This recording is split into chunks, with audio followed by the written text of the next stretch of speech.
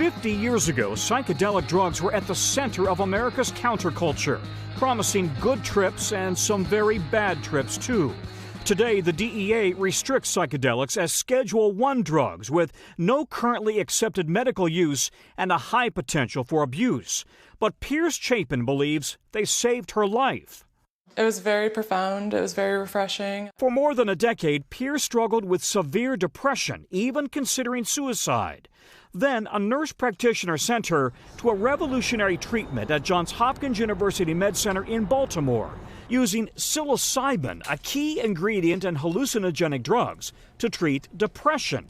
Within hours, she felt relief. I was really happy. I was seeing things a lot differently for the first time in a long time, since childhood. Program coordinator Mary Cosamano showed us the couch where patients take a single pill.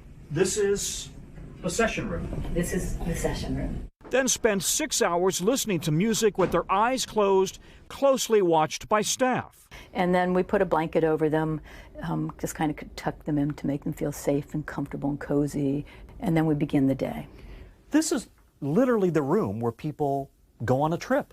Yes. The latest results are eye-opening. Hopkins has treated 360 patients. For most, just 1 or 2 sessions lifts their depression for months on end. But unlike the 1960s psychedelics, the meds are clinically calculated.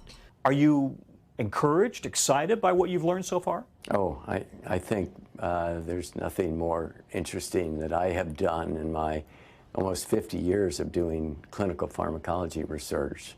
There's nothing that compares to this. The research suggests psilocybin reduces the brain's response to negative emotional stimuli. On the left, a brain before treatment. The amygdala is bright red. After treatment, it's far more muted. And this before and after scan, showing far more connectivity in the brain after treatment. And they have this feeling of hope that they've never had before, this feeling of worthiness that they have never had before. But the trip can also be terrifying. It can be one of the most fearful feelings, like you're going to die, feeling like if you do let go, that you're going to go crazy. But when it's over, an overwhelming feeling of relief. People will have experiences that they feel are really profoundly meaningful to them, and to which they attribute enduring long-term changes in positive attitudes, moods, and behavior. For Pierce Chapin, it's meant a whole new life. After just 2 sessions, she's been depression-free for 18 months. It's amazing. I want to wake up every day. I feel like my life has meaning to it.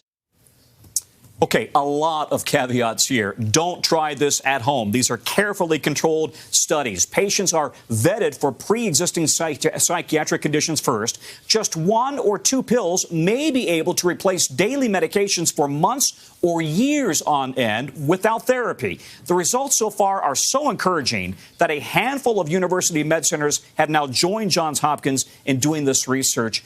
And guys, one other point. This is not an addictive drug. Well, we have so many questions. Yes. First of all, did I understand that right? Somebody could have a bad trip, but still receive the benefit of the long-term antidepressive benefits of this. The bad trip could be part of the process that you're working through, and then when you come out of that trip, according to the researchers, you still feel this overall sense of relief and happiness. What struck me was just how long it lasts. I thought it was one of those things that you were going to say, well, it lasts for a week or 2. Right. That woman was saying a year and a half. 18 months for her. And listen, if this can be applied to other problems, not just depression, they're looking at addictions as well, addictions to drugs and alcohol as well. If that can be applied, and if it can help people break these addictions, they have preliminary research to suggest, in fact, it does. But it's just like you're sitting there. They're not talking to him. It's not hypnosis. They're not saying, it's just therapy. Sit there in a controlled setting. They hold your hand. You listen to music. You trip out, literally. They keep you right there. They don't want somebody on a bad trip running out the door and jumping out of a window. They keep you there. But as you work through this whole thing, according to the researchers, people come out feeling alive again. Wow. Wow, that's astonishing. Well, keep us posted, Tom. Thanks, Tom. You didn't try it yourself. No, don't try this at home. I didn't do it. Okay. All right.